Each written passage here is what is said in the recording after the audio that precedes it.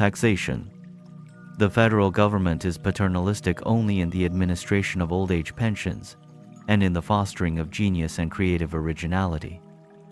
The state governments are slightly more concerned with the individual citizen, while the local governments are much more paternalistic or socialistic. The city, or some subdivision thereof, concerns itself with such matters as health, sanitation, building regulations, beautification, water supply, lighting, heating, recreation, music, and communication. In all industry, first attention is paid to health. Certain phases of physical well-being are regarded as industrial and community prerogatives. But individual and family health problems are matters of personal concern only. In medicine, as in all other purely personal matters, it is increasingly the plan of government to refrain from interfering. Cities have no taxing power, neither can they go in debt.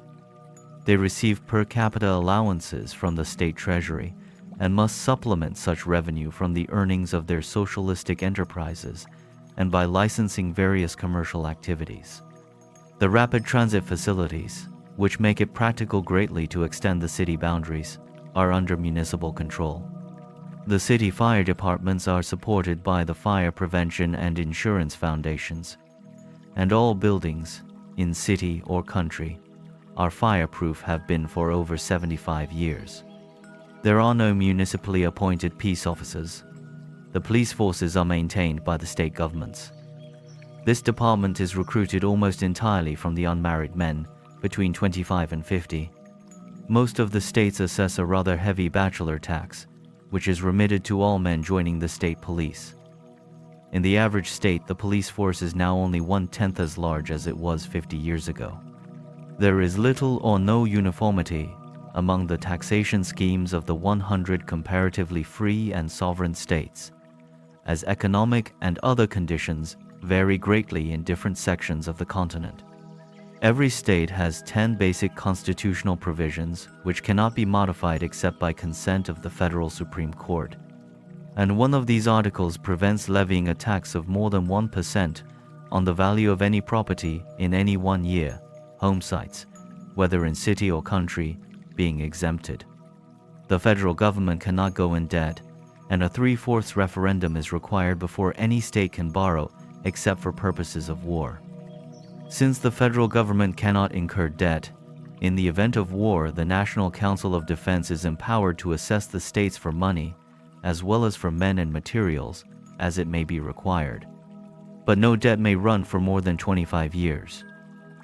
Income to support the federal government is derived from the following 5 sources. 1. Import duties. All imports are subject to a tariff designed to protect the standard of living on this continent, which is far above that of any other nation on the planet.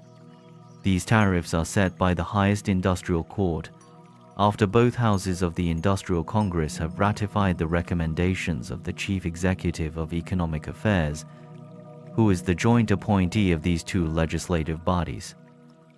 The upper industrial house is elected by labor, the lower by capital. 2. Royalties. The federal government encourages invention and original creations in the 10 regional laboratories, assisting all types of geniuses, artists, authors, and scientists, and protecting their patents. In return, the government takes 1/2 the profits realized from all such inventions and creations, whether pertaining to machines, books, artistry, plants, or animals. 3. Inheritance tax. The federal government levies a graduated inheritance tax ranging from 1 to 50%, depending on the size of an estate, as well as on other conditions. 4. Military equipment. The government earns a considerable sum from the leasing of military and naval equipment for commercial and recreational usages. 5. Natural resources.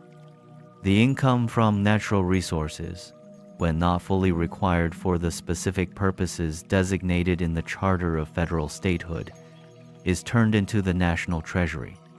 Federal appropriations, except war funds assessed by the National Council of Defense, are originated in the upper legislative house, concurred in by the lower house, approved by the chief executive, and finally validated by the Federal Budget Commission of 100.